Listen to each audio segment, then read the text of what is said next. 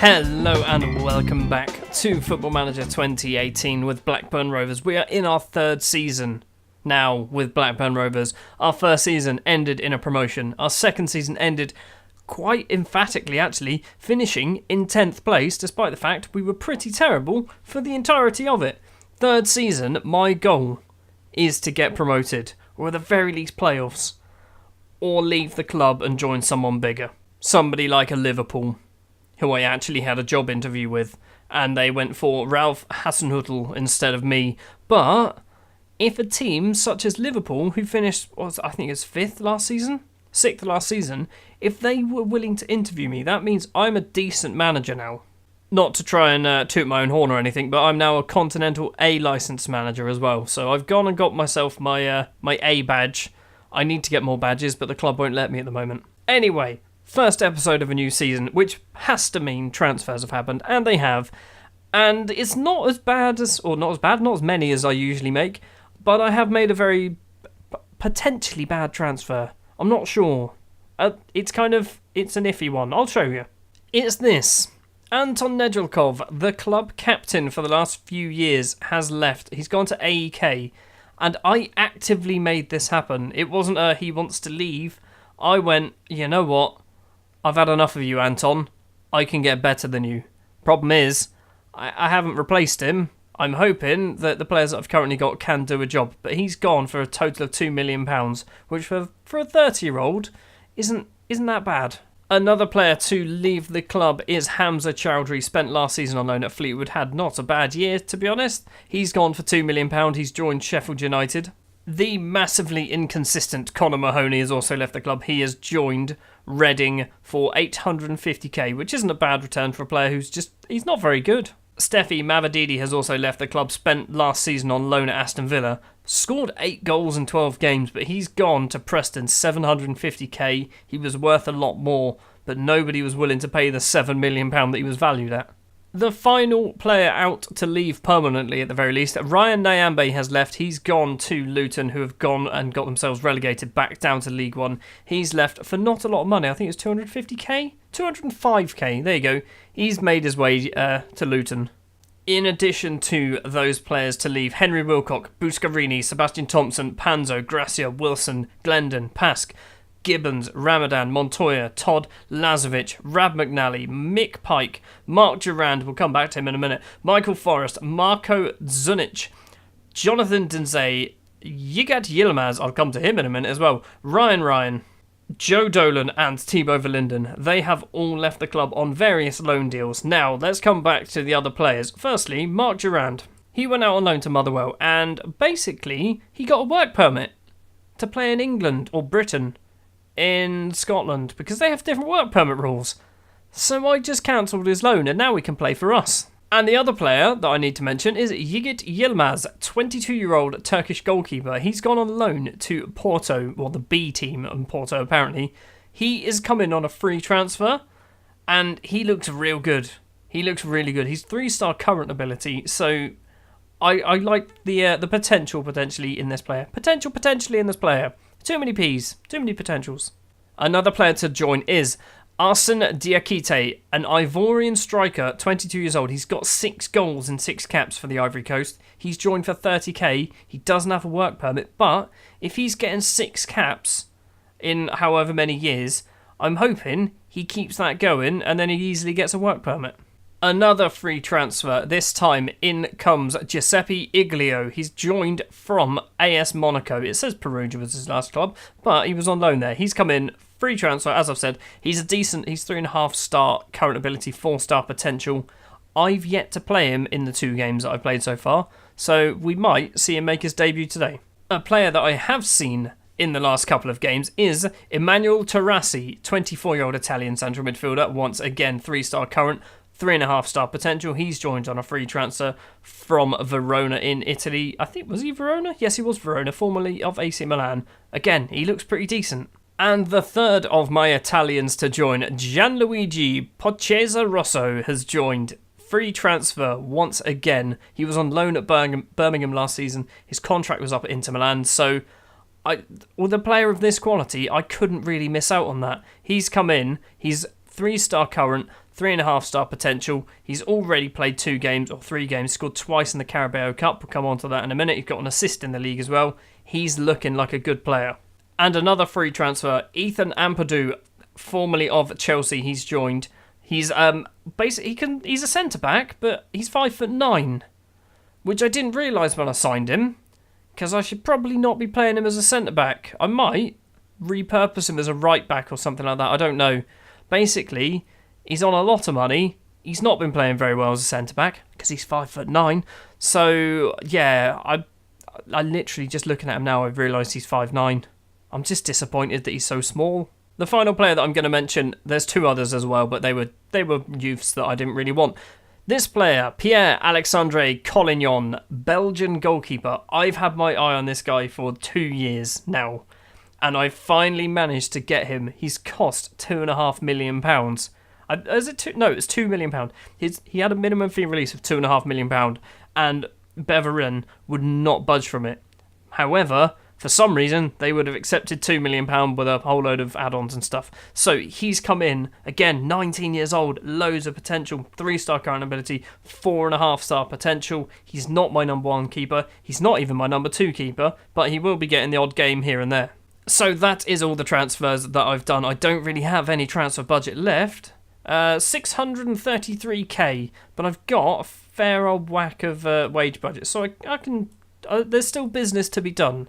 And as it's a new season, I've already played a few games because I wanted to play a few games to get used to some of my new players. First up in the league against Barnsley away, a 3-2 victory.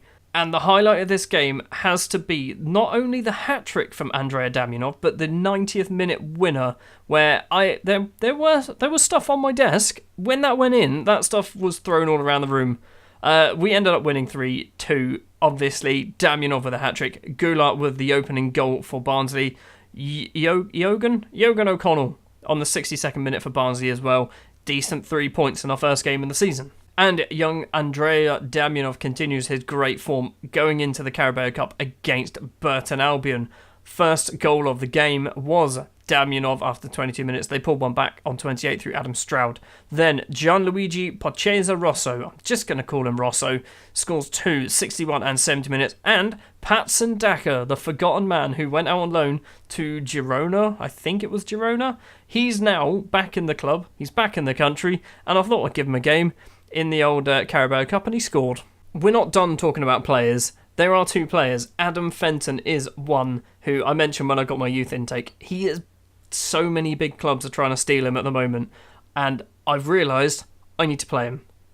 And because old Damianov plays the advanced playmaker, I'm kind of retraining him as a deep line playmaker to play in central midfield. Don't know whether it's a good idea, but at 16 years old, he's going to be getting a lot of games. And the other one is 16-year-old striker Dick McMillan. Great name, I will say it every single time. He is also being looked at by some of the bigger clubs in the country. I think it's either Manchester United or Liverpool. Someone put in a £5 million bid for him. I'm expecting to lose these players purely because the board are just going to agree transfers. Right, that's you all caught up to date. Let's go on to the Sunderland game, which is going to be a challenge because I'll show you what the problem is. So they've got a player, if I can find him. Is it him? It's him. Gonzalo Martinez. He's on £93,000 a week. That is 1/3 of my wage budget. And he is getting paid all of it. He's worth £21.5 million. They signed him in the Championship as well. They are going to be a very good team. Despite the fact that they're going to be a very good team, they are sat 22nd in the table. So we should... I say we should. I don't say that. This is not as easy as it seems because we're only 2 games in. Now, this is the normal formation that I will be playing for most of the season. However, against some of the bigger sides, I'm going to revert back to the 4-3-3 wide to give me some more midfielders, basically. Try with the just one striker. So, today against Sunderland, this formation is what we're going to play. The starting lineup I'm going to go for then is as follows. In goal is Johnny Davison. The back four, Steve Simpson, Alfie Jones, Matteo Gabbia and Axel Campiol. So the only real change there is Axel Campiol. Midfield trio of Elliot Embleton, Giuseppe Iglio, who's going to make his debut, and Michael Gasser. Joseph Seens is going to play on the right. Andrea Damianov is going to try and fill in on the left-hand side. And Giuseppe Pochezo Rossa is going to be the poacher. Young Adam Fenton is sat on the bench along with Class Mays, who basically... Class Mays is so good, but I can't fit him in. It's really annoying. I can't quite squeeze him into my team at the moment. Sunderland are playing 4-4-2. Maybe I'm trying to be too fancy with all my my silly formations. It's fine. We'll do it. Sassa's still not too bad at doing team talks either. A fairly empty stadium of light by the looks of it, but then again, that's what happens when you play in the Championship and you've got a very big stadium. First highlight of the game, 10 minutes in, Jota to the £93,000 a week man, Martinez. Tries to cross it in, doesn't. Oliveira. Gomersal forward, Ben Yedder doesn't get there, but we've got no forwards up there. Ellie. Gomersal. This guy, don't know how to pronounce it. Campion gets the tackle in, and Rosso's not going to get on there. Ellie, is it Ellie or Eli? I'm going to go Eli. Oliveira, ball forward. Hopefully we win the header. We don't win the header, but Gasser does get the ball. Campion to Iglio. We got lots of Italians now on our team, and I'm not sure I'm a fan, because last time I played in Italy, we were awful and I got sacked. They're going to cross it in. Ben Yedder's at the front. Davison makes a save, and somehow Ben Yedder gets the rebound and makes it 1-0. I'm wondering whether we should be on attacking. It's probably a terrible idea. Martinez takes a corner. Ayuri with a header. Alfie Jones gets a clear. It's going to be another corner. Is being on attacking a good idea? We're not having any chances, but that's possibly because they're just doing a lot better than us. Joseph Seens gets the ball. Rosso's going to run on. He's the only one up there. Seens has a lot of space if he can find him. Rosso, cross it in. He does cross it in. Joey Seens is at the back post. It is one apiece. I'm calling him Joey Seens now. That's what I'm going to go with. Maybe going attacking was what we needed to do. Martinez for Sunderland, cross it in. Ben Yedder's there. Maybe we shouldn't have gone attacking. Well, it's 2-1. That was a quick response from Sunderland, wasn't it? Looks like we might make it to half-time at 2-1 unless we suddenly get a highlight. It is 2-1 at half-time, and I am going to do a big old change. Although that was a decent team talk. What did you say? Let's not overcomplicate things. You've been unlucky. Have we? Right, we're going to go that. We're doing it. I need to rearrange absolutely everybody because no one's in the right position anymore. Iglio probably is going to get... Do I drop Iglio or do I drop Embleton? Let's drop Embleton. Going to bring on Niall Ennis as the complete... no. Seens can go in the middle. No. There we go. Right, Ennis in the middle. Seens on the right. Pochezo Rosso on the left. Damianov, yeah, sure, go with that. Let's see what happens. We're losing, so it can only get better or a lot worse, I guess. First highlight of the second half, and it's now Alfie Jones' free kick on the halfway line. Simpson, Iglio to Damianov. Damianov out to Axel Campion. Campion's first time pass forward. Gasser, can he cross it in? There's going to be a lot of players in the box. If we can, he can't do a very good cross. Or he can, but it's cleared. Iglio gets it back. Back to Gasser. Gasser to Campion.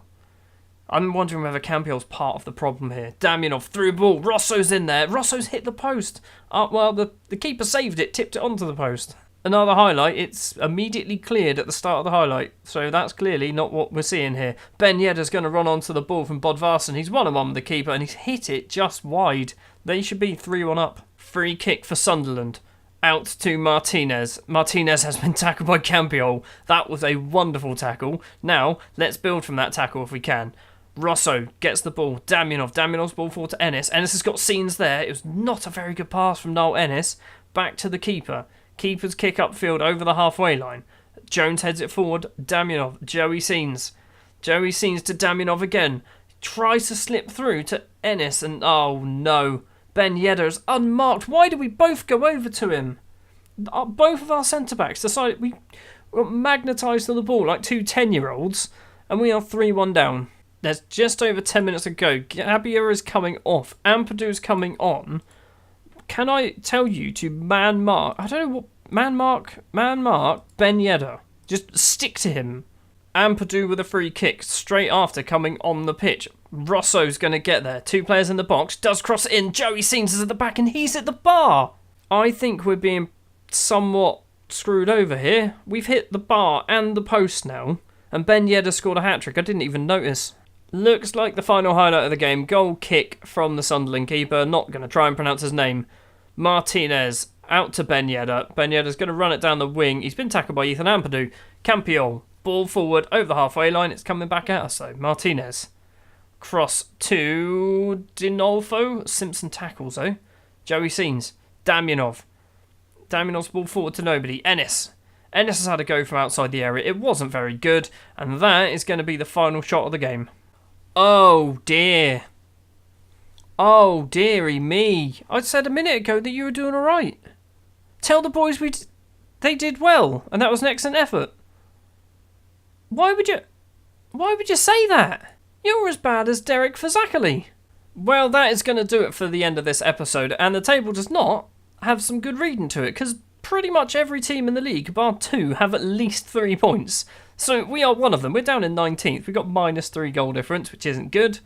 Hopefully, we can start picking up some points again. We've got Millwall up next. We've got Barnsley in the Carabao Cup. Norwich is not going to be an easy one. Sheffield United is definitely not going to be an easy one. Watford is almost certainly going to be a very difficult game. Next episode, I don't know where I'm going to be. You'll find out. It could be anywhere. It's probably going to be reasonably late. Maybe Hull Wolves. We'll go for a double orange. There's still a couple more days left of the transfer window. Hopefully, I can do some more movement. I'm still looking at players. I'm looking at a left back because I don't trust Campiol. Well, I'll keep you up to date. That'll do it for this episode. Thank you very much for watching. If you did enjoy, if you wouldn't mind leaving a like, if you want to see more, hit the subscribe button, and I will see you next time.